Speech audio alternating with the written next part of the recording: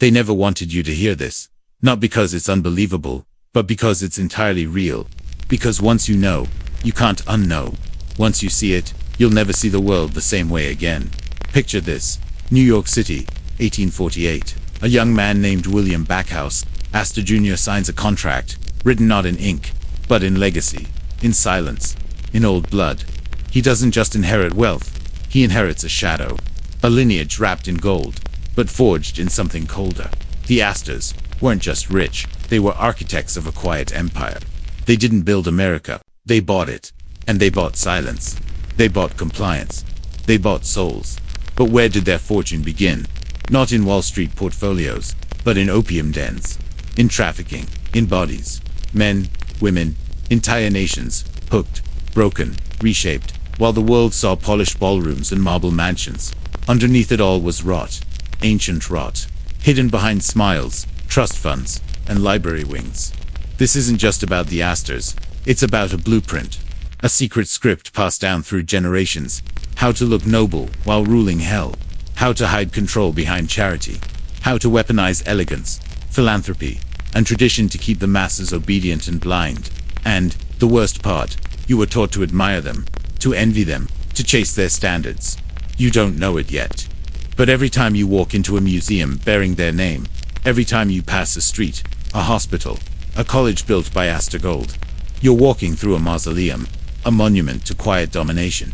History calls it high society. We call it inherited power. But I'm going to show you what it really is. You're not supposed to know the truth behind the Astor fortune. You're not supposed to question why their name is carved into the bones of cities. You're supposed to see wealth and feel awe. But behind that awe is a darkness so deep, it makes the ground under your feet feel unstable. This is not just a family history. This is a descent into a world you were trained to ignore, and once you fall in, there is no coming back. Asterisk, let me tell you something that most men never learn, not because they're stupid, but because they've been taught not to look too closely. Power doesn't scream, it whispers. It doesn't march in with red flags and golden crowns. It drips through generations like a poison in the bloodline, quiet, constant, untraceable. The Astors mastered this. They didn't rise to dominance through loud conquest. They used patience, masks. They understood a truth darker than most men can handle. If you own perception, you own reality. William Astor Sr. wasn't just a landlord. He was a psychological architect. In the early 1800s, he bought up huge swaths of Manhattan, because he needed the land, but because he saw what others didn't. He saw the city as a chessboard. And he wasn't playing checkers. He watched as immigrants flooded into New York, desperate for survival, willing to work for crumbs. While politicians debated policies, Astor acquired property in silence. Brownstones, corner shops, entire streets. Real estate wasn't just wealth, it was control. Control of neighborhoods, control of votes, control of destiny. They called him the landlord of New York. What they should have called him was a puppet master with a city on strings. And here's where it turns. Most men think the game is about money. That if you just hustle hard enough, invest smart enough, save long enough, you'll reach their level. But that's a lie. A beautifully crafted lie. You think the Astors worked their way up like you. You think they struggled and clawed and bled to become royalty in America. No, they were plugged into something ancient. Something older than banks. Older than the dollar. Networks. Bloodlines. Brotherhoods. They married into other dynasties. Not for love, but for consolidation. The Roosevelts. The Delanos. The Chandlers. Behind every smile in those wedding portraits was a contract. A merger. A quiet pledge. We stay at the top. Together. Forever. And the rest of the world, they just watched from below. Enchanted. Numb. This is how you control a society without ever raising your voice. Not through force, but through inheritance. Not through truth, but through illusion. You still think the game is fair? Keep watching. You're about to see what unfair really looks like. Asterisk, what if I told you? The American dream was built on a lie. Not just a broken promise, but a deliberate illusion. A story crafted by men who already owned the ending. The Astors were among those men, and they didn't just own the dream. They sold it, packaged it, exported it, across oceans and into the bloodstream of generations like yours. But here's what you weren't supposed to notice. While millions were chasing that dream, sacrificing, struggling families like the Astors were manipulating the very rules of the game. They didn't play by the same code, they wrote it. You were taught that success comes from hard work. But what if the greatest wealth this world has ever known didn't come from effort, but from silence, from secrets, from knowing who to pay, who to marry, and who to destroy? Let's go deeper. John Jacob Astor, the original patriarch, didn't come to America to build a better life. He came to dominate it. He started with trading pelts for power, exploiting native lands, draining ecosystems, and cozying up to lawmakers who looked the other way. But it wasn't the fur that made him rich. It was monopoly. He didn't want to compete. He wanted to eliminate competition, control the trade routes, choke out rivals, make himself the single point of access. And when that empire started to shift, he moved into something darker, real estate, and eventually, war profiteering. Yes, war. During the War of 1812, John Jacob Astor quietly financed supply chains to both sides. You heard that right. While young men bled out in muddy fields, Astor made millions. While patriots died, he profited, and history books, they praised him as a visionary. Visionary, no, predator. He understood something you need to hear. When there's blood in the streets, buy property. That's not business advice. That's a doctrine. That's how elite families become eternal. The Astors didn't just see America as a land of opportunity, they saw it as a carcass to feast on. And the more chaos they could engineer or exploit, the more power they siphoned into their veins. So ask yourself, who benefits when society crumbles? Who gets richer in the ruins? You're looking at one of the first dynasties to turn crisis into capital. This wasn't just history. This was a template. Do you feel it yet? That cold pressure on the back of your neck? That silent voice whispering, stop watching? That's the signal. That's the system warning you. Because you're trespassing now. You're no longer a spectator. You're stepping onto forbidden ground, in the Astors, they built the fences around it. Let's peel another layer. By the mid-1800s, the Astor fortune had swollen into something monstrous. But it wasn't the money that mattered, it was what the money allowed. Influence, control, access to the machinery that molds minds, bends laws, and reshapes entire generations without a single drop of blood spilled. They didn't just own land, they owned the narrative. You think it's a coincidence that John Jacob Astor was one of the founders of the American Fur Company, but also a founding trustee of the New York Public Library. Let that sink in. The man who exploited indigenous people and amassed untouchable power through monopolies also gave you your history books, your institutions, your trusted sources of knowledge. They don't want you to see the contradiction. They want you to worship it. That's how it works. Corruption hides behind charity. Theft disguises itself as generosity. And if you do it long enough, if you stack enough buildings with your name on them, no one remembers the blood beneath the foundation. But the blood never forgets. Every university wing, every hospital named Astors, a monument to control, not kindness. Because here's what they learned early. If you can write history, you don't need to fear judgment. If you control education, you control memory. And if you control memory, you erase accountability. So ask yourself how many of the stories you believe are hand-me-downs from men like this. How many of your heroes were built by the very dynasties that profit from your obedience? This isn't about left or right. This isn't about politics. This is about elite bloodlines, locking reality into cages, and convincing you it's freedom. The Astors didn't just build an empire, they built a mirror. One that reflects whatever they want the world to see. But behind that reflection is a room with no windows, a prison, a lie wrapped in gold. And now, you're staring directly into it. Don't blink. What happens when a family becomes so powerful? They no longer need to hide. They stop pretending. And that's exactly what the Astors did. By the time the Gilded Age rolled in, they weren't just wealthy, they were gods walking among men. But not the kind you worship. The kind that decide who lives in light, and who is buried in shadow. Let's talk about Caroline Astor, the Mrs. Astor. She wasn't elected, she wasn't crowned, but she ruled New York's high society like a queen. No politician dared cross her, no banker dared question her, because behind the smiles and invitations and opera balls was a razor. She created the 400. You ever hear of that? It was a list, a cold, calculated list of exactly 400 people who were allowed into the upper crust of American society. Not 401, not 398, 400. Why? Because her ballroom could only hold 400 people. And just like that, she weaponized exclusivity. She turned acceptance into control. She didn't just host parties, she engineered status. She built a velvet noose around the neck of the American elite. If you weren't on that list, you were nothing. That's not high society. That's psychological warfare. You see, the Astors understood that power isn't about money anymore. It's about hierarchy, ritual, illusion. It's about making others believe they're inferior without ever saying a word. Because if you believe you're less, you act like you're less. And that's how they win. The rules of the world were never written in law. They were written in legacy, in whispered names behind closed doors, in family seals carved into the ceilings of homes you'll never enter, and, while millions begged for scraps, the Astors dined in silence, knowing the masses would fight each other for a place they were never meant to reach.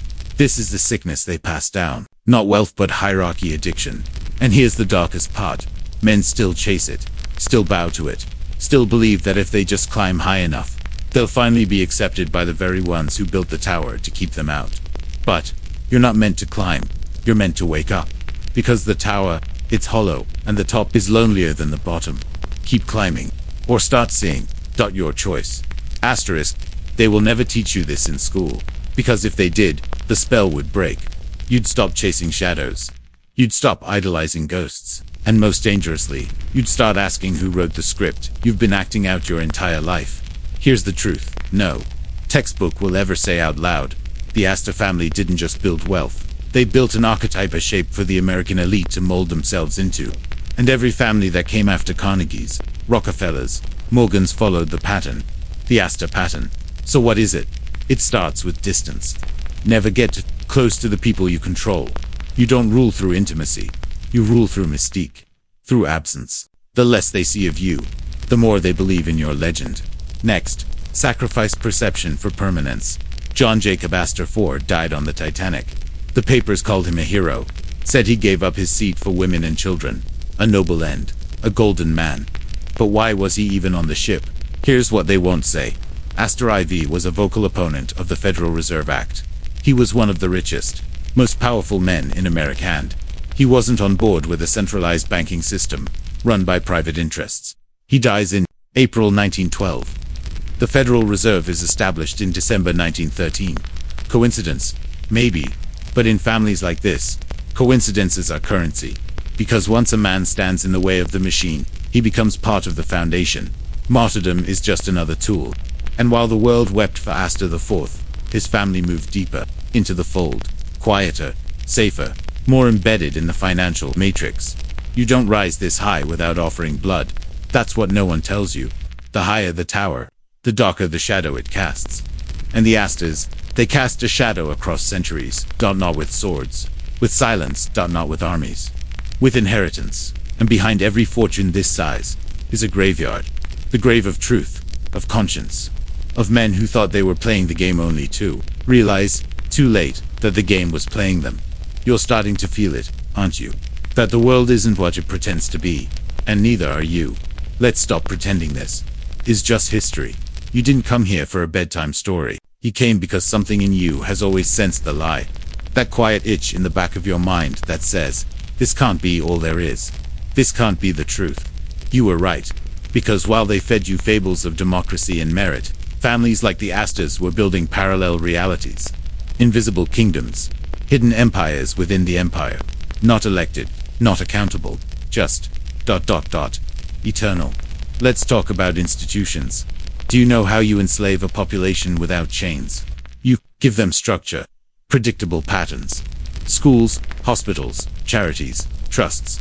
You wrap the cage in comfort. You brand the bars with Astor Foundation, Astor Library, Astor Place. And then you convince them to worship it. This is the genius of institutional manipulation. If you name enough buildings, if you endow enough universities, you don't just rewrite history, you own the future. And what do these institutions teach? Obedience, conformity, deference to legacy. They teach young minds to admire names like Astor without ever questioning the mechanisms behind the money. To believe that being born into wealth is a sign of virtue. That power is a reward for good. But here's the truth. Power is almost never clean. It's not earned. It's passed down like a weapon. And the Astors passed it down with precision. Their trusts and endowments weren't just tax shelters. They were weapons. Financial fortresses that outlived governments, wars, and revolutions. Money that couldn't be touched, only directed, shaped, like a river around generations of heirs who never needed to lift a finger. Only sign a name. This is the psychological trap. You see the mansion, the portrait, the public service, and you don't see the machine. But the machine sees you, and it doesn't care whether you're angry or impressed. It only cares that you remain predictable, that you keep playing your part, that you never ever see the strings. But you're seeing them now, aren't you? Good, because once you do, the game changes. And a man who sees the strings, he doesn't dance anymore. Asterisk, it's time to burn the illusion. Because everything you've been told about success, legacy, and greatness is a reflection in a cracked mirror, deliberate and deadly. The Astors didn't just write themselves into American mythology. They rewrote the very meaning of nobility in a land that claimed to reject it. America was supposed to be a republic, no kings, no aristocrats, no divine right. And yet, the Astors walked like royalty, spoke like royalty, were treated like royalty. You ever wonder how that happened? Because they understood the deepest truth about empires. Symbols matter more than swords. They became the symbol of elegance, of pedigree, of untouchable legacy, and by doing so, they gave the public something dangerous to believe. In a fantasy of rising into greatness, not through courage or character, but through connection and blood. And the people bought it. They always do. Because deep down, most men don't want to overthrow the throne. They want to sit on it. That's the trick. And the Astors mastered it. They knew how to project divinity while hiding their claws. How to host galas for orphans while profiting from systems that created orphans. How to wear white gloves over blood-stained hands. It was never about generosity. It was about legacy laundering. Take your sins, wrap them in charity, and let time forget what you really were. And if anyone dared question it, silence them. Not with violence, but with exclusion. Discredit them, freeze them out, bury them in a sea of manufactured irrelevance. Because in elite circles, death doesn't always come in a coffin. Sometimes it comes in the form of erasure. But here's what they never anticipated: you. Men like you. Men who feel the rot under the marble. Who see the lie behind the lineage. Who refuse to kneel before the symbols anymore. The kind of man who doesn't ask for permission to wake up. The kind of man who burns the invitation and walks through the side door. Anyway, you were never meant to be part of their world. But now, you see it. And once you see it, you can't stop. You don't belong to their order. Anymore, you belong to the truth. And the truth doesn't ask for forgiveness. Asterisk. Now we go deeper. Where the air thins and the echoes grow louder. Because there's a part of the Astor story that no one dares to touch. Not out of ignorance, but out of fear. The kind of fear that belongs to men who've stood too close to the flame and realized the fire has eyes. You see, the Astors weren't just elite. They weren't just rich. They were gatekeepers. Sentinels. Holding the keys to something older than America itself. Something imported. Something ritual. Let's talk about secret orders. You think the Astors built their dynasty on business alone? No. They were part of the current, the undercurrent, the network behind the curtain. Freemasons, Skull and Bones, Rosicrucians. Don't dismiss it as conspiracy. Dismissal is how they hide. John Jacob Astor was a known supporter of esoteric societies. He funded research into mysticism, reincarnation, and the hidden arts. He bankrolled the occult. In silence, in shadow, all while shaking hands with presidents and priests. Why? Because true power doesn't stop at wealth. It seeks control of the metaphysical, the unseen, the soul of a civilization. These families knew, controlling people's labor is temporary, but controlling belief, that's eternal. The Astors weren't just shaping commerce, they were shaping consciousness. And as you grew up in their architecture. Every monument, every institution, every ivy-covered university is built like a cathedral, not to God, but to power, to lineage, to permanence. You ever wonder why the symbols repeat? The owls, the pyramids, the laurel wreaths, the all-seeing eyes. It's not aesthetic. It's not coincidence. It's a language. And they speak it fluently. These aren't just emblems, they're signatures. Quiet confirmations that you're standing on a ritual ground. That your life unfolds in a world coded by the hands of families who swore oaths you will never hear. And if you think that sounds like madness, good. Because madness is the first doorway to seeing clearly, to understanding that the Astors didn't just live above the law. They lived above the illusion of law. They moved in a realm where currency is silence, and loyalty is generational. This is the part they truly fear. You discovering that power, is a religion. And the Astors. They were its high priests. You're still watching. That means you're ready to go further. Asterisk, you've been warned. By now, something inside you is either cracking or running. That's how you know we're getting close. Close to the threshold. The place where history ends and design begins. Because the Astors weren't just players in the American experiment. They were engineers of its psychological architecture. Let's talk about perception. In 1911, the Waldorf Astoria Hotel opened its doors not just as a hotel, but as a temple of social order. Marble columns, gold chandeliers, ballrooms that whispered to you, this is what success looks like. But it wasn't just for comfort. It was a mechanism, a weapon. The architecture itself trained you to walk softer, to speak less, to feel. INFERIORTHA. Tease the trap. The Astors didn't need to tell you they were better than you. They built spaces that made you feel it. And what happened inside those halls? Deals not the kind written in ink but in inheritance. In breathless whispers between families you'll never meet. Men shaping markets, deciding elections, pre-selecting presidents over bourbon and lamb. You thought you were choosing your leaders. They were chosen decades ago. Groomed, positioned, funded. The Astors didn't buy politicians. They bred them. That's what elite dynasties do. They don't wait for opportunity. They manufacture it, sculpt it, control the pipeline from cradle to Congress. And here's where it gets darker. Do you know why most people never see it? Because they don't want to.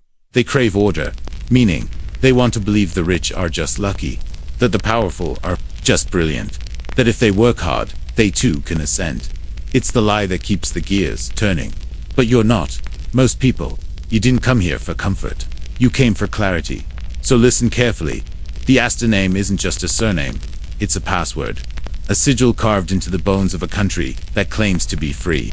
It opens doors you don't even know exist. It commands obedience in rooms you'll never enter.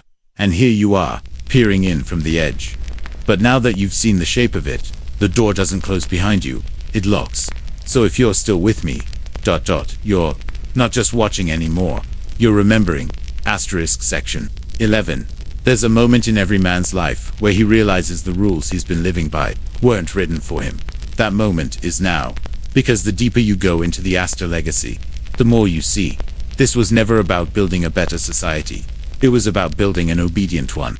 A system where your ambition feeds their permanence, where your loyalty becomes their inheritance. Let's talk about blood, because that's what this all comes down to. Not strategy, not genius, not work ethic. Blood. The Astors perfected the art of bloodline containment. Their marriages were not unions of love, but contracts of consolidation.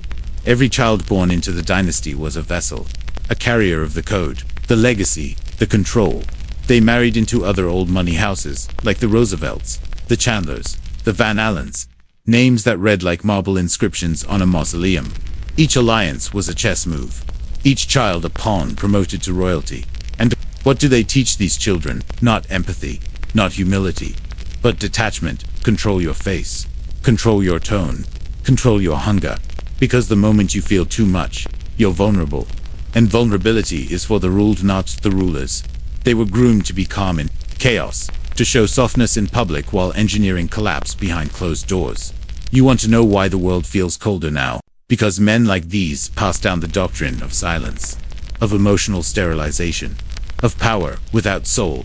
And now their ghosts run the institutions that shape your sons. You think this ends in the past?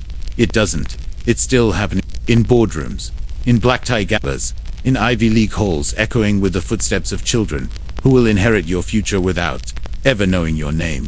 Because that's the final seal of dynastic control, the ability to erase others while appearing generous. This is not history. It's a living organism. And the Astors are just one of its heads. Cut it off. Another grows. But what if you stopped aiming at the heads and started burning the root? Keep watching. You're closer than you think. Asterisk, section 12. Let's make something brutally clear. You were never meant to hear any of this. Not because it's secret, but because it's sacred. To them, the Astors didn't build their empire in darkness. They built it in plain sight. That's the brilliance. That's the cruelty. They knew the truth. If you hide something deep enough in daylight, people will look right through it. And they did. For over 2 centuries. But now, we strip the veil off the most dangerous illusion of all. That power and morality are ever connected. The Astors weren't villains in the traditional sense. They didn't twirl mustaches or build death machines. They smiled. They hosted. They donated. They funded hospitals and museums. But every gift had a string. Every plaque was a leash. Every act of generosity was a move. Because in this world, optics are everything. They don't need to be clean, they just need to look cleaner than you. Here's how it works.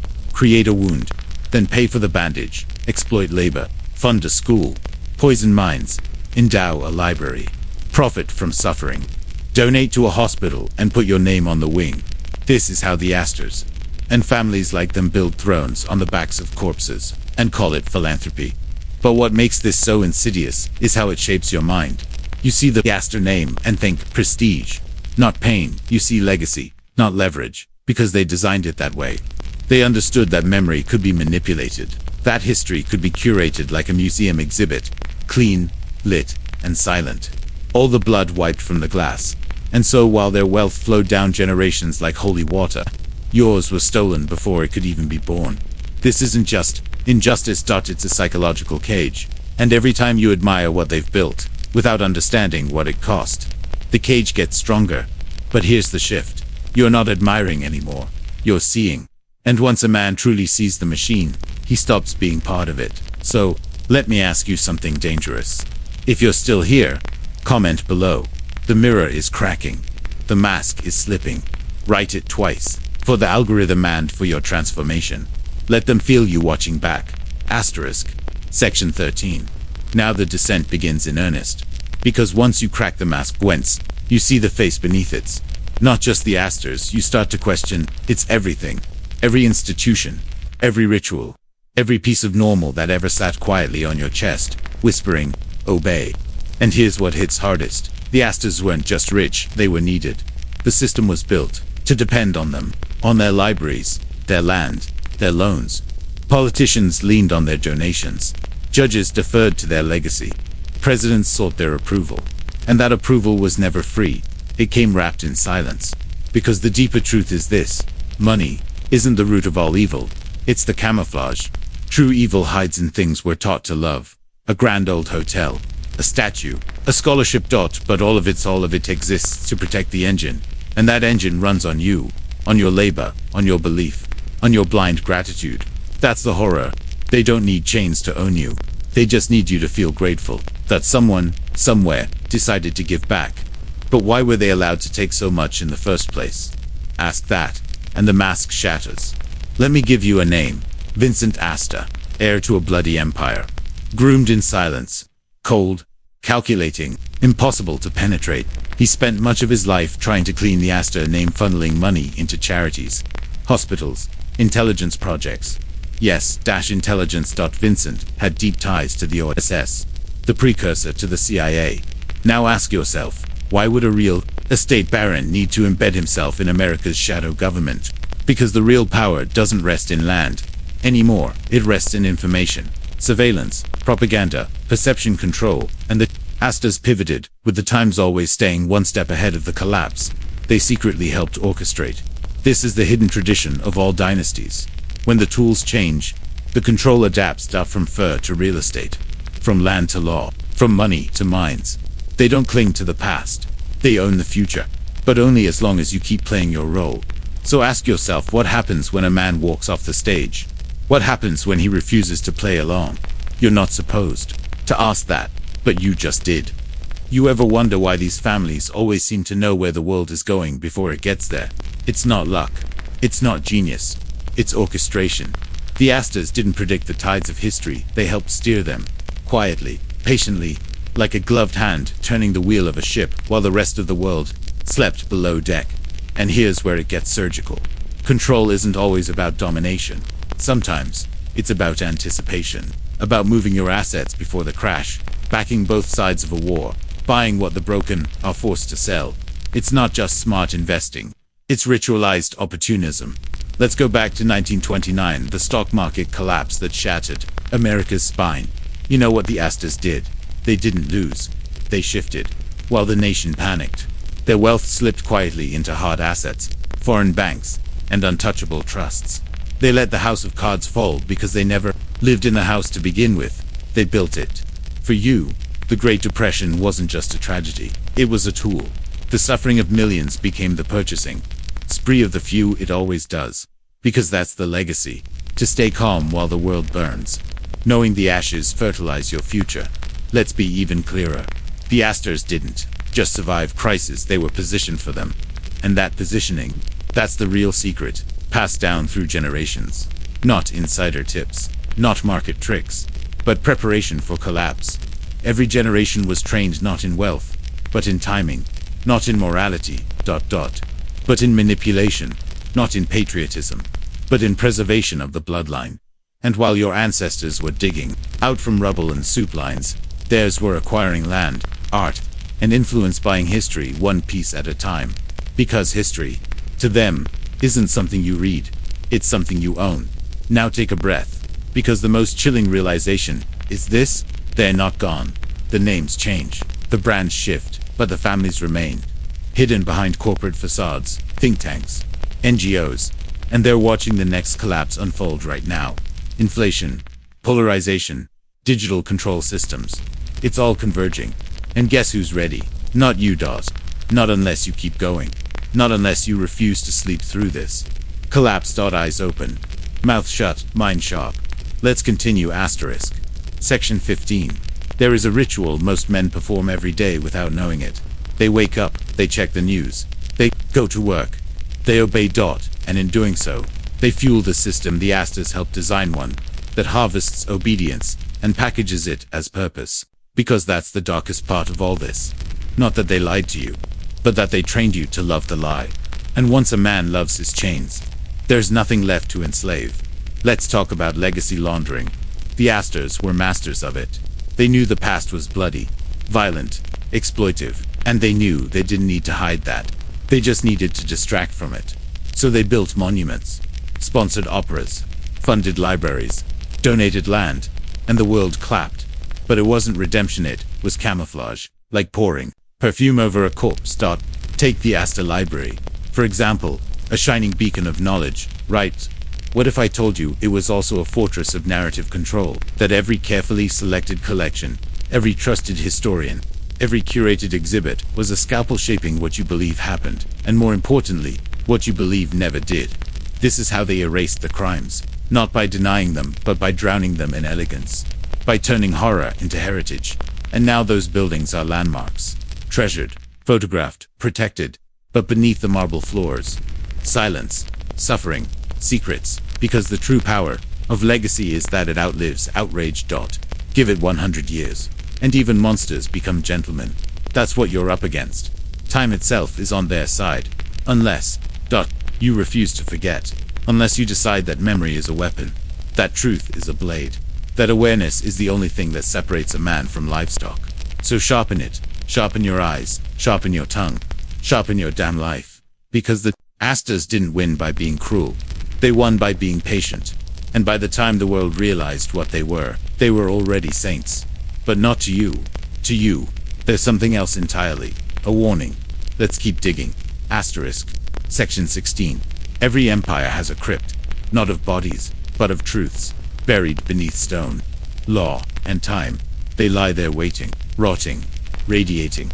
And the Astors built one of the deepest crypts in American history, not with dirt, but with decorum. You ever notice how the most dangerous families never look dangerous? That's intentional. They don't show fangs. They wear tuxedos. They don't bark orders. They host fundraisers. They don't steal. They acquire. It's psychological warfare, dressed in velvet. Because the Astors didn't just want control, they wanted admiration. They wanted to be the dragon, and the halo, the poison, and the perfume. And they almost pulled it off. But here's the twist. Every dynasty has a fracture, a crack in the mask, and for the Astors, that crack was isolation. The deeper into the bloodline you go, the colder it gets. By the time you reach the modern Astors, the ones living in London, townhomes and fading quietly into obscurity, you see it. They won the war, but lost the reason to fight. Vincent Astor died childless. Many branches of the family tree withered. Some sold off their property. Others disappeared into anonymity. The money remained, but the myth began to rot. That's the hidden cost of generational power. It devours purpose. The first Astors, clawed their way to the top with fire and hunger. The last ones sip champagne at dinner parties, surrounded by paintings of ancestors they'll never match. Because they don't need to match them. The game's already won. But winning has made them hollow. And this is where you, the Watcher, the Awakener, step in. Because you've seen their system. You've tasted its venom. And now you have a choice. Become like them, cold, elegant, calculating, or burn the script. Forge your own lineage, one not built on silence, but on sight. Because here's the real secret. You don't defeat dynasties by imitating them. You defeat them by refusing to become them. You do what they never could: feel, remember, refuse. They lived in mansions. You live in the real. They had marble and masks. You have awareness, which is why they fear you more than anything. Because a man who sees clearly is a man they can't control. Asterisk section 17. There's something they never expected. That one day, the maze they built to trap others would start to collapse from within. Not with fire, not with revolution, but with awareness. And awareness spreads like a virus among the awake. Contagious, unstoppable, fatal to illusions. This is where you come in. Because now, you don't just see the Astor legacy. You feel its weight in the institutions you trusted. Its cold grip in the ideas you were raised on. The air you breathe has passed through their filter. The laws you follow, the systems you serve, the culture you consume, it all carries the fingerprints of dynasties like theirs. And here's the bitter truth. They don't need to be alive to keep winning. They built structures: economic, psychological, educational. That's it. You ever ask why every school teaches obedience? Why every job rewards silence? Why every man is told that patience and loyalty will be rewarded one day, and that day never comes? Because the script was never written for you to win. It was written to keep you waiting while they moved pieces. It was written by ghosts. And those ghosts whisper through generational wealth, through boardrooms, through policies wrapped in good intentions. The Astors may be fading from headlines, but their mechanisms still hum like a machine just below the surface of daily life. Think about it. What happens to a machine that no one questions? It keeps running until someone sees it, names it, breaks it. You're not just an observer now. You're a crack in the mirror, a flaw in the system, a man who has nothing to lose, and therefore everything to become. Because once you've seen the rituals, once you've recognized the symbols, once you've understood the quiet weaponry of legacy and illusion, the game changes. You stop being part of their harvest. You start planting your own seeds. Seeds that don't grow in marble halls but in raw earth. In action. In truth. You become something they can't predict. And the system, it starts to tremble. With chaos but with clarity. And clarity is fatal to dynasties. Asterisk, let's talk about control, not through chains, not through bullets, but through something far more effective. Language. Because that's where the Astors were truly dangerous. Not in what they bought, but in what they defined. They didn't need to dominate through violence. They rewrote the meaning of the world around you. They took words like philanthropy, nobility, culture, success, and bled them dry. They gutted them, repackaged them, and sold them back to you as holy relics. And you bought it because everyone did. That's how they survived. Because if you can control the language, you control thought. And if you control thought, you don't need to oppress. People will oppress themselves. This is the legacy they left behind. Not just wealth, not just land, but a lexicon of lies. You think a library is always about knowledge, not when it's curated. You think a hospital is always about healing, not when it's a legacy laundering facility. You think a university is about truth, not when it's funded by centuries of selective silence. This is the real architecture of power, building structures so revered, so untouchable, that no one dares to question the blood beneath the stone. But that reverence is a prison, and the moment you speak truth in a temple of illusion, the walls begin to crack. The Astors knew this. That's why they wrapped everything in ceremony, in formality, in tradition. Because tradition is the perfect shield. It doesn't have to make sense. It just has to exist. And if enough people agree to protect it, it becomes a fortress. But now you've seen the scaffolding behind the statue, the thread behind the curtain, the code in the command. And that makes you dangerous. Because you'll never walk into a bank, a museum, or a gala the same way again. You'll see the rituals, the symbols, the inherited roles everyone plays without knowing why. You won't just see the world, you'll read it. Like a language you've finally remembered how to speak. And once you speak that language, you don't belong to their story anymore. You start writing your own. Section 19. Let me ask you a question no one ever dares to ask. What if the world isn't broken? What if it's working exactly as it was designed to? That's the most terrifying revelation of all. Because it means the suffering you see, the division you feel, the endless grind you endure, they're not side effects. They're features of the machine. By design. By intention. And behind that design were architects. The Astors were not anomalies. They were templates. Prototypes of a class of human that doesn't operate on survival, but on shaping the conditions of everyone else's. They saw humanity not as a collective, but as a resource. A sea of bodies. A field of minds to plant. To prune. To harvest. This is not hyperbole. This is history. They used land to trap movement.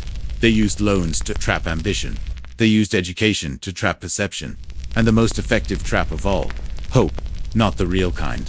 Not the kind that leads to action, but the manufactured kind. The kind that keeps you docile, dreaming, believing that just a little more hard work, just a little more patience, just a little more loyalty to the system will finally unlock the gates. But the gates were never closed. They were never there. You were running in circles in a field of illusions, chasing permission from ghosts and the Astors. They were watching from above, smiling, toasting, building, because for them, your effort was never a threat. It was a fuel source. Let that sink in. Your labor, your struggle, your sacrifice, all of it lubricated the gears of a machine designed to keep you moving, without ever arriving. That's the horror. But it's also the opportunity. Because once you stop running, once you look up, once you see the structure, instead of the story, they lose everything. Their system depends on your belief. And when belief dies, power dissolves. So kill it. Let the old gods rot. Let their temples crumble, and in their place, build something real, not inherited, not curated. Chosen. By men like you. By men who finally stopped waiting for the gatekeeper, and became the gate. Asterisk section 20. They say history is written by the victors. But what they don't say, is that the victors aren't always visible. Because the most dangerous rulers are the ones who leave no fingerprints, only foundations. The Astors weren't kings, but they never needed crowns. They wore last names like armor, and history bowed. But let's go further, because here's the part that should chill you. This wasn't just a story about one family. It's about the idea of dynasty itself. What is a dynasty? It's not just inherited wealth. It's inherited immunity. A dynasty is a living organism that mutates with the times. When one industry dies, it grows a new limb. When laws change, it finds the loophole. When revolution threatens, it whispers sweet promises to the rebels, then funds both sides. A dynasty is a virus dressed in gold. The Astors proved this. They moved from fur to land, land to finance, finance to influence. They embedded themselves in the American bloodstream, not to support it but to shape it. And while others lived through eras, the Astors engineered them. That's why your history books feel hollow, because they weren't written for truth. They were written for preservation. Theirs, not yours. Ask yourself, why do men like this never face collapse? Why does the system always bend around them? Because they don't play the game. They own the board. And more than that, they wrote the rules in disappearing ink. So you keep playing. You keep obeying, while they move through centuries untouched. But here's the part they didn't prepare for. The awakening. In protests. Not in slogans, but in men. Men like you. Quiet, thinking, watching men. Who are tired of worshipping the architecture of control. Men who have tasted the lie and spit it back out. Men who no longer want a seat at their table because they see the table for what it is. A cage disguised as a throne. You weren't born to serve this system, you were born to see it. And once you see it, you change it, or you burn it down. Asterisk section 21. Here's a truth that makes powerful men sweat in their silk sheets. Every empire forgets its beginning, and that forgetting is how it falls. The Astors began in the mudfur, sweat, raw ambition. John Jacob Astor didn't start as a gentleman. He started as a predator, not of animals, but of opportunity. He saw the cracks in a young America and slipped through them like smoke. He found the margins, the unregulated, the unsupervised, the unspoken, and he turned them into gold. But what happens when a predator breeds heirs in palaces? They lose the hunger. They inherit the wealth, but not the edge. And over time, the machine keeps running, but the soul of it dies. This is the cancer inside every dynasty. Comfort. The children of conquerors become curators. They preserve the name, polish the legend, host fundraisers in tuxedos. But they forget how it was built. They forget the blood, the war, the theft. And in that forgetting, something cracks. You can already see it. Look around today, the great families, the old names. You'll notice something strange. They're fading. Not gone, not poor, but disconnected. Their wealth is still massive, but their influence is quieter now, buried in boardrooms, tangled in shell companies, drifting overseas. Why? Because they're running out of myths. They used to walk the earth as legends: Astor, Rockefeller, Vanderbilt. Now they hide behind foundations and legal trusts, hoping no one asks too many questions, because questions are fire. And once you start burning through the legend, you see the bones underneath. You see that what they called legacy was often just theft with better public relations, and that the men who shaped your world were not saints, but architects of advantage. You don't need to hate them. That's not the point. The point is this: you don't have to imitate them to become powerful. You don't have to wear their skin to escape your cage. You can build something different, something real, but only if you remember what they forgot. That all power rots when it forgets where it came from.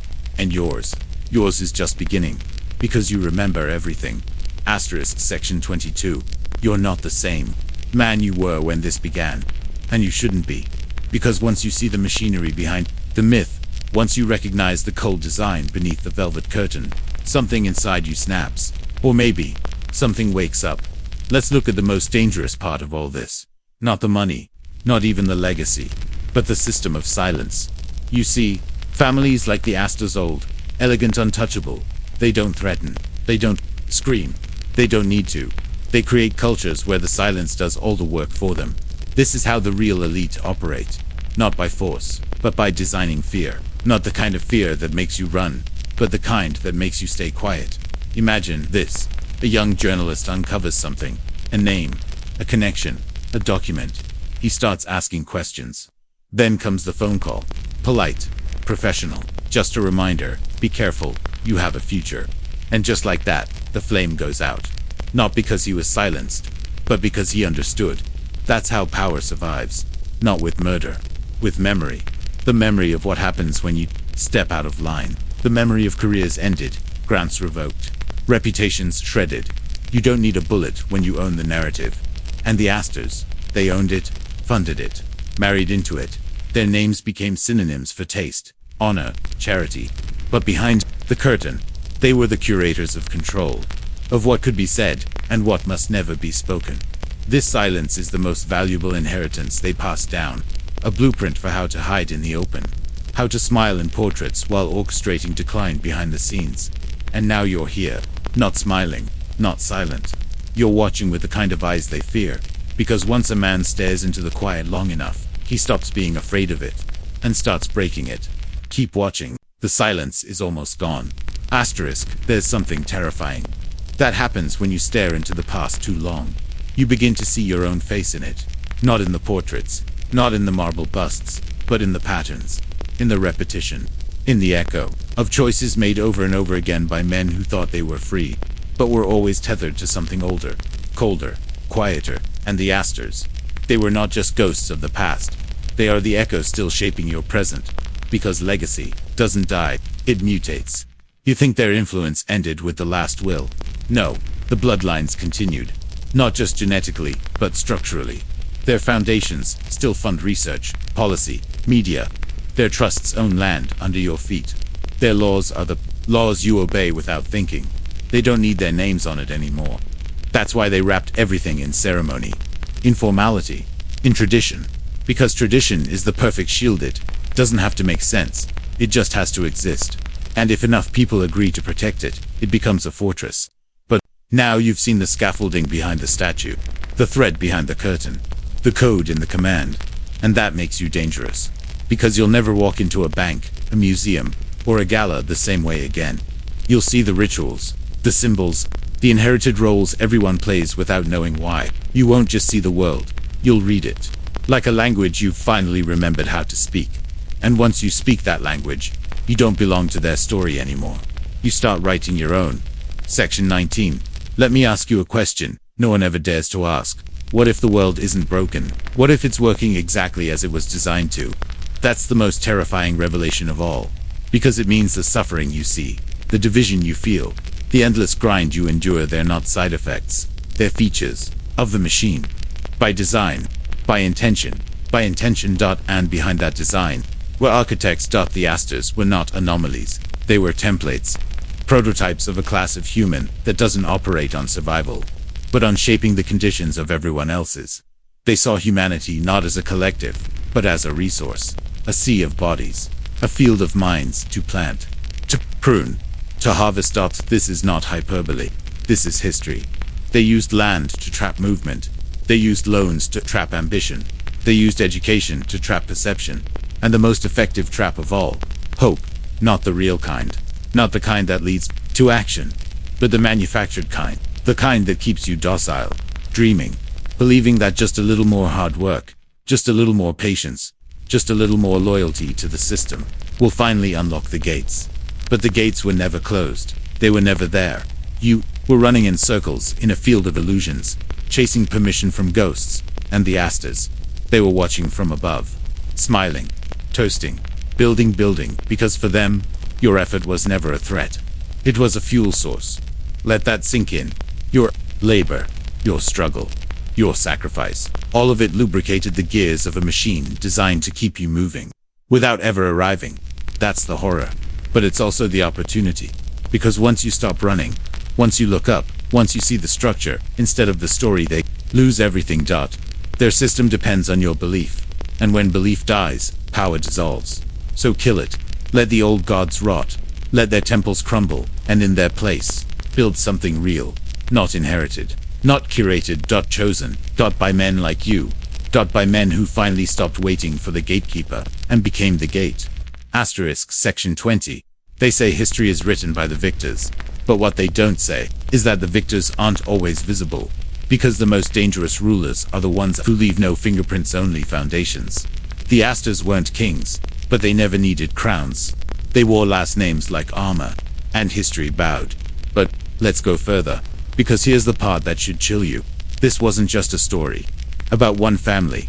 It's about the idea of dynasty itself. What is a dynasty? It's not just inherited wealth. It's inherited immunity. A dynasty is a living organism that mutates with the times. When one industry dies, it grows a new limb. When laws change, it finds the loophole.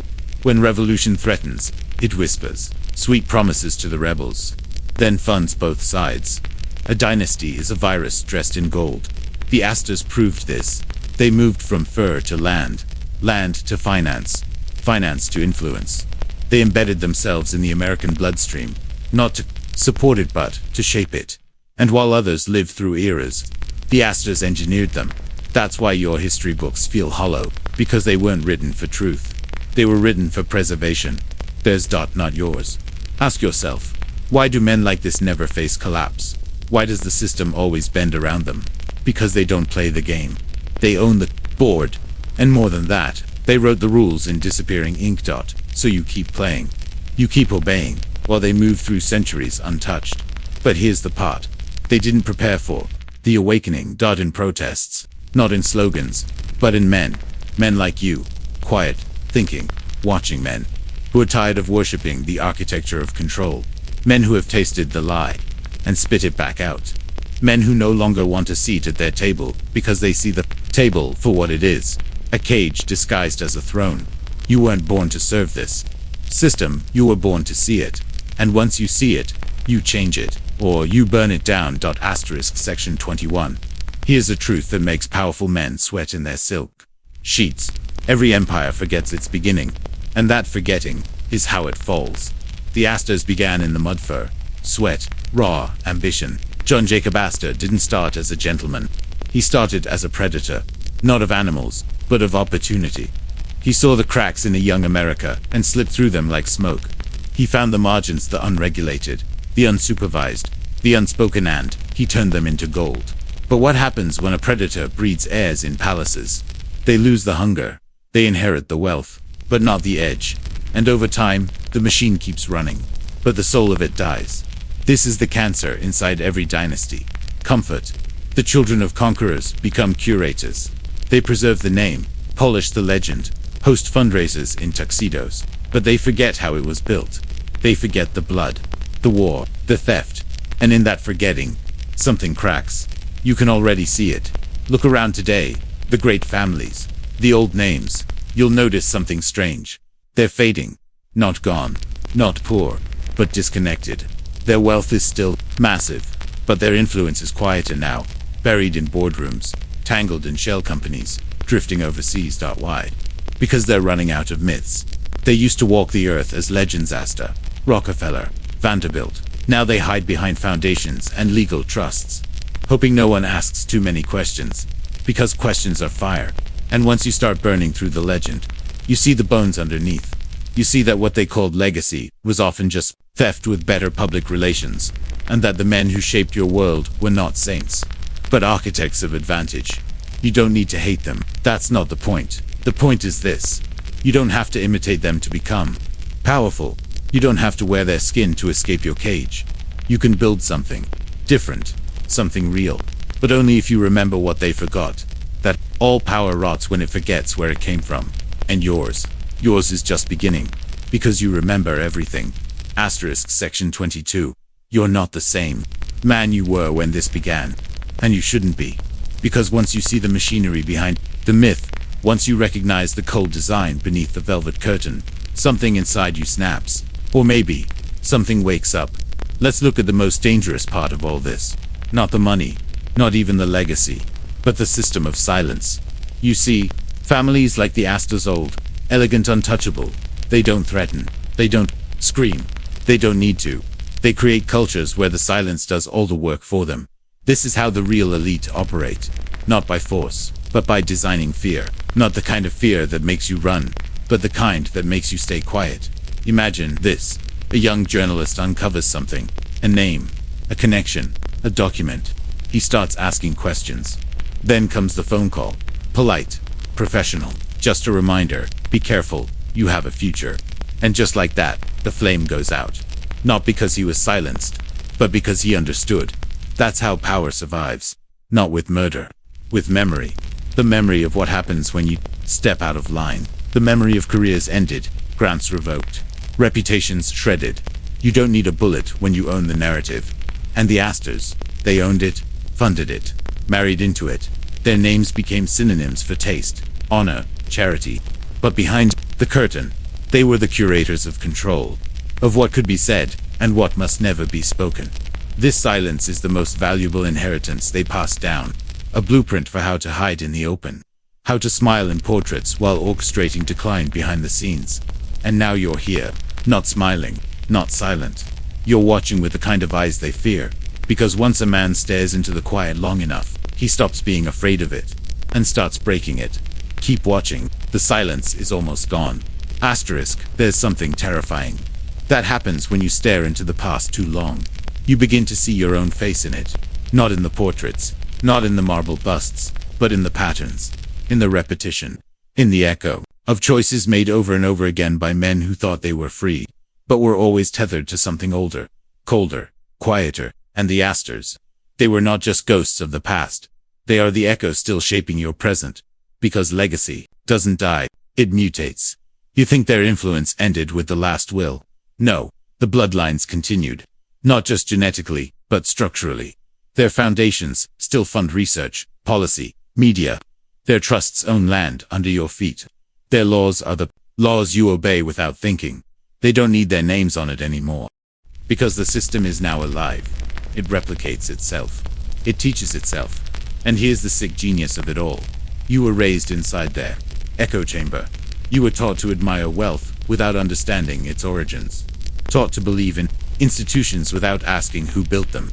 Taught to chase freedom inside a maze that leads back to the beginning. The Astors didn't build a fortune. They built a loop of aspiration, a loop of struggle, a loop of silence. You were trained to run it like a rat chasing crumbs of approval, degrees, promotions, titles, credit scores. And just when you thought you'd made it, you realized the room never had a door.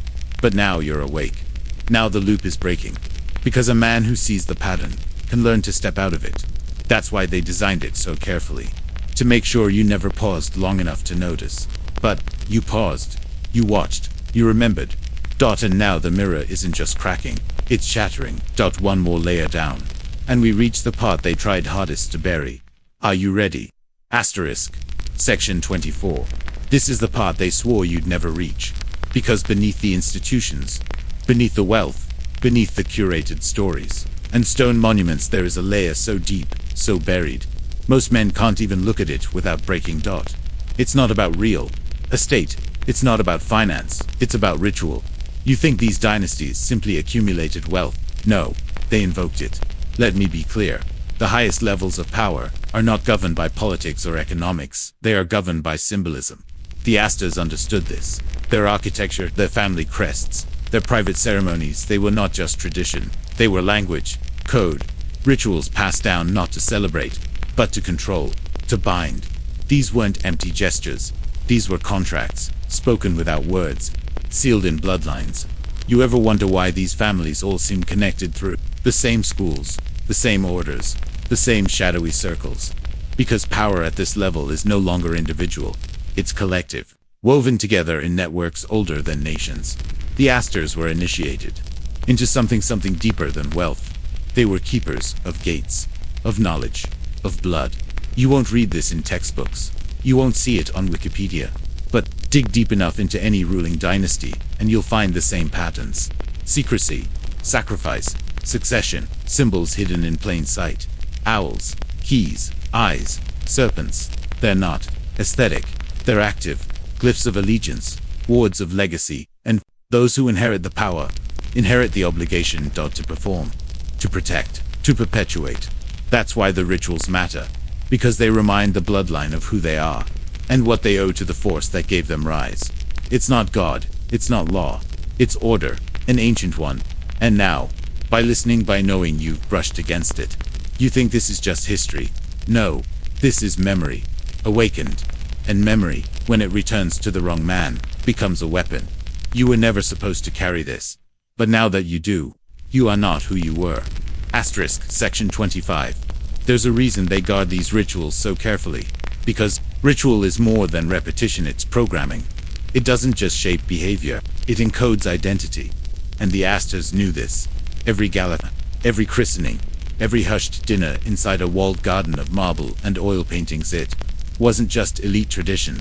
It was psychological engineering. Let me break this for you. Attend school to be trained. They attended ceremony to be conditioned. You were taught rules. They were taught roles.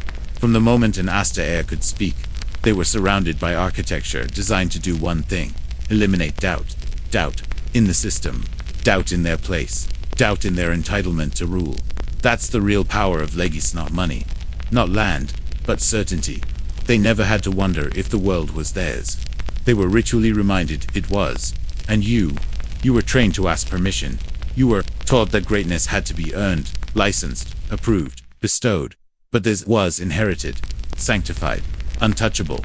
And the deeper you go, the more you realize these rituals were not for show. They were technology, an ancient technology of control, of invocation, of continuity. It's why every powerful institution mirrors a temple. The robes, the language, the rhythm, the script. Law courts, universities, banks, they don't feel like neutral buildings. They feel like cathedrals, because they are. You walk in, and without realizing it, you submit. And they knew that the Astors were not kings. But they understood the architecture of submission. They didn't need to fight for power. They trained you to hand it over. This is the spell you've been living under. And now, you've spoken the unspeakable. That power is maintained not through force, but through faith. Faith in the rituals, faith in the legacy, faith in the illusion. But now you've lost faith. Now you're seeing it for what it is, not divine, not destiny, just design. And design can be dismantled. Asterisk, Section 26. Now we enter the part of the descent where most turn back. Because past this point, you're not just learning history, you're confronting your own programming. You see, the Astors didn't need to reach into your pocket.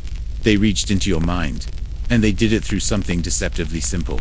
Architecture, not just buildings, but psychological rooms. Let me explain.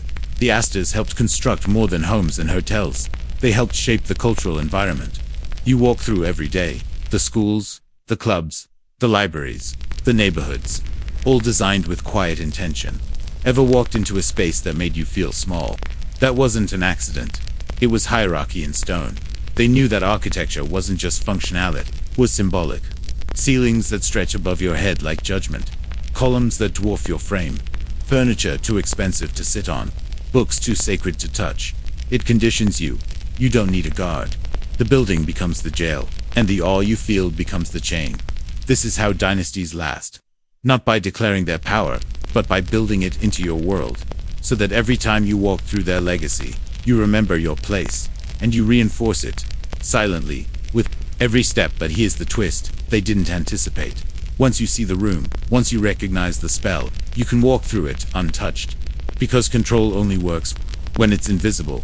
You've made it visible. You've taken their sacred spaces, their whispered codes, their curated myths, and dragged them into the light. And in the light, they lose something. Mystique. And without mystique, they're just men. Wealthy. Yes, strategic. Absolutely. But not divine. Their power was never about being untouchable. It was about convincing you that you were. You're not. You never were. You were just taught to bow in rooms you didn't build. But now you build your own. Asterisk section 27. You've just crossed a threshold few men ever reach. Not because they can't, but because they're trained not to look. Trained to stop just short. Trained to doubt the voice inside that whispers something isn't right, but you didn't stop. And now, the question becomes, what do you do with what you see? Because this isn't just about the Astors anymore. They're the blueprint, the prototype. A case study in quiet domination. What you're uncovering now is the system itself, a global inheritance structure built on lineage, illusion, and control. A system that didn't just benefit the Astors, it was built for them, and those like them. A closed loop, where wealth never dies, where power never apologizes, where blood is currency and history is camouflage. Let's go deeper. You've heard the phrase, old money, but what does that really mean? It means untouched. It means wealth that's never been tested by survival. It means the children of predators, living like priests, their hands clean, their names praised, their pasts buried beneath velvet and marble. But every generation forgets more than the last. They forget the hunger, they forget the cruelty, they forget the consequences. And that forgetting is the beginning of collapse. Because when the elite forget what made them powerful, they become weak in new ways. Soft, disconnected, exposed. That's where we are now. The children of dynasties float through their curated lives, assuming the machine will keep running forever. But cracks are forming. Global finance is trembling. Cultural myths are fraying. The illusion is thinning. And when it breaks, men like you, men who remember, will be the ones who rise. Not because you inherited anything, but because you watched it fall. And you understood why the Astors taught the world how to build legacies. But no one ever taught them what to do when the world stops believing in them. And that moment, it's coming, and you can be ready. Asterisk, you've come this far because something inside you refused to stay asleep. And now, with the veil torn and the myths dissolved, there's only one question left to confront. What does it mean to be free? Not in theory, not in slogans, but in practice. Because here's the most devastating truth of all: most men aren't fighting for freedom. They're fighting for a better cage, a bigger salary, a nicer cell, a golden leash. But you've gone too deep for that now. You've seen how the Astors forged invisible shackles out of elegance and silence. You've seen how legacy can be a leash, not just a ladder. And you've seen how entire generations were trained to love the chains and call it tradition. So let's be clear. Freedom isn't granted, it's taken. And it begins not with war, not with rebellion, but with a refusal to inherit their fears, a refusal to repeat their rituals, a refusal to admire what should be interrogated. That's the new war. One of bullets, but of perception. Because perception is the first layer of power. Control what people see, and you control what they think. Control what they think, and you control what they'll allow. The Astors knew this. They wrapped their story in beauty, and that beauty became a blinding light, so bright, no one questioned the shadows behind it. But you've stopped looking at the light. You've stared into the dark, and named it. And by naming it, you become the one thing this system can't survive. Uncontrolled, not reckless, not chaotic, but sovereign. That's what they fear most. Not rage, not protest, but men who no longer believe. Because belief is the fuel. And without it, dynasties die. So burn it. Burn the inherited myths. Burn the reverence. Burn the map they handed you and draw your own. You are not here to serve the silence. You are here to shatter it. And now, as we near the final descent, you know exactly what must be done. Asterisk. Section 29. The silence has broken. And now you stand where few ever do, on the edge of full awareness. But there's one last illusion you must tear apart. The most seductive lie they ever told you. That you were alone. It's how dynasties protect themselves. Not with armies, not with surveillance, but with isolation. They don't just remove your voice, they remove your reflection. They make sure you never see another man like you. One who's questioning, resisting, awakening. They bury you in noise and distraction. They fracture your brotherhood. They atomize your will. Because an isolated man is a manageable man, a profitable man, a silent man. And the Astors-like, all-ruling families understood that the real threat was never rebellion in the streets. It was connection. Men exchanging truths in the dark. Men remembering their strength. Men realizing the spell is already broken. And you're not alone. There are others watching, listening, unraveling. The same web, men waking up in every city, every corner of the empire. Not loud, not reckless, but focused. You don't see them on the news. You won't find them on magazine covers. But they're moving in silence, in strategy, in clarity. And when men like this begin to recognize each other, not through symbols, but through sight, the entire illusion begins to shake, because power's greatest weakness is exposure. And once a man sees another man carrying fire, he knows the path is real. He knows the system can be left behind. And he knows he was never broken, just buried. So if you've felt the weight of this truth, if you've walked through this descent and survived it, speak, not to be loud, but to signal. Because the world is waiting for men who've been through the fire. Men who carry scars, not shame. Men who choose sovereignty over safety. You are not alone. You never were. You just needed the silence to end, to finally hear the others. Asterisk. Section 30. Now comes the transformation. Not the one they sold you, shallow success, performative strength, polished status. No, this is the true transformation. The kind that leaves something behind, burns it, buries it, and never looks back. You've walked through the illusions. You've stared into the architecture of dynastic control. You've seen the Astors not as idols, but as instruments of something older, colder, unseen. And now you understand, the chains weren't just on your wrists, they were in your mind. But here's the alchemy. Pain becomes clarity. Clarity becomes conviction. Conviction becomes command. This is not about becoming angry. It's about becoming untouchable. When you no longer crave the validation of their systems. When you no longer dream of their seats at the table. When you stop asking and start knowing, you'll become a danger because you've left their maze. You've stopped playing their game. And now, something else begins to rise in you. Identity. The real kind. The forged kind. Not born of bloodline, but of awakening. So speak it now. In the comments, in your body, in your choices. Twice, because repetition rewires reality. I do not serve the silence. I am the signal.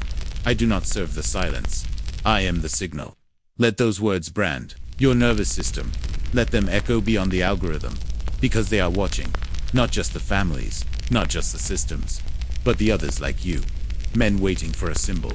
Men waiting to recognize you. This is not about conspiracy. This is about consequence. The consequence of seeing clearly in a world that thrives on blindness. You are not lost. You are becoming. You are not falling. You are diving. And the deeper you go, the more powerful you return. The silence has ended. Now, make your move. Asterisk. Section 31. The moment you stopped serving the silence, everything shifted. Because the game was never about money. Never about land. Not really. It was always about agreement.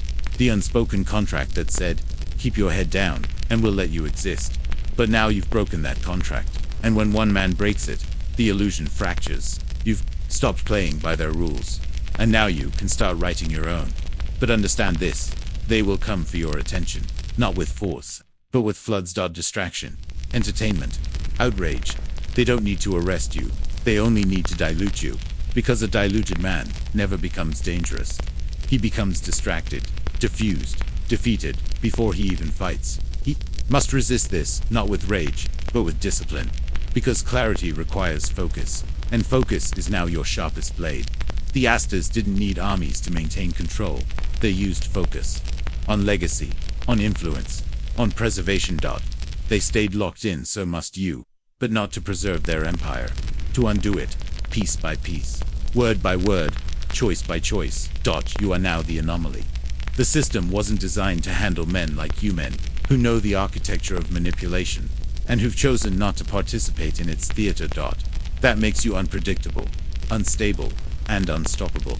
Because you're no longer reacting, you're composing, and in this moment right now, you have something few men ever hold in their hands.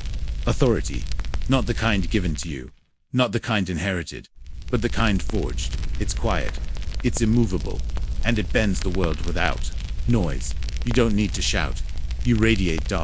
And what you radiate now is the one thing they cannot imitate.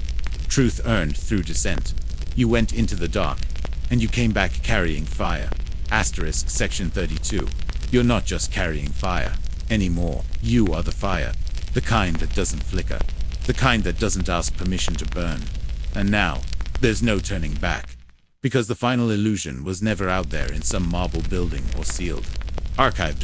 It was inside you. The belief that someone else had to crown you. That power was something bestowed. That legitimacy came from bloodlines. Approval, applause. That's the myth they needed you to believe. So you'd never discover what they feared most. A man who self-initiates. You didn't need their blessing. You needed to remember who you were before the story was written for you. And now, you're not reacting to history. You're rewriting it from within. That's the real danger you now present. You see through the systems and smile. Not because they no longer matter, but because they no longer define you. You see how the Astors wrapped darkness in elegance. How they branded control as charity. How they used the silence of institutions as a cage that no one noticed. But you noticed. And now, you don't need their tools. You don't need their platforms. You don't need their script. You speak from somewhere deeper, older, untouched. You are the legacy, the fracture in the bloodline. The living reminder that not all men bow. So let the world celebrate its curated legends. Let them raise glasses in towers built on the bones of forgotten voices. Let them keep polishing masks while the rot behind them grows. You've seen it, named it, walked through it. And now you walk beyond it. Because this was never just about the Astors. It was about what survives after illusion dies. And look at you, still here, still watching, still rising. The final key is close, and what waits behind that last door will end their myth for good. Asterisk, section 33. This is the last door. No more myths, no more masks, no more shadows. Just you on the raw, blinding truth of what it means to be awake in a world built to keep you asleep. Here it is. The greatest lie ever told by the Dynasties, the Astors, the Rockefellers, the Rothschilds, the faceless architects behind every throne is this: that power is inherited, that if you weren't born with it, you'll never touch it, that your blood isn't pure enough, your name not old enough, your seat at the table already taken. But listen carefully now. This is the code they never wanted you to crack. Power doesn't come from blood, it comes from awareness, because the man who sees through the architecture of control cannot be controlled. The man who no longer seeks approval cannot be shamed. The man who walks alone cannot be led into cages with promises of community. And that man is you. You passed through every gate. You stared down their rituals, their language, their systems of self-erasure. You've watched how wealth mutates into weaponry, how legacy becomes hypnosis, how beauty is used to blind, and silence to bind. You've felt it, the shift. You're not an observer anymore. You're a remnant, a fragment of something the world tried to bury. The sovereign man, not broken, not tamed, not addicted to the approval of ghosts in marble halls. Alive, clear, unshackled. You carry the fire now, not to destroy indiscriminately, but to cleanse, to expose, to ignite, to awaken. You are not their heir. You are their reckoning. And the question now is not, what will you do? The question is, what can stop you? The answer, nothing. Because once a man stops believing in their gods, their money, their myths, he becomes a god of his own. Not to rule, but to remind. And this is your reminder. You are not here to inherit their world. You are here to end it, and build your own. The descent is complete. Now rise.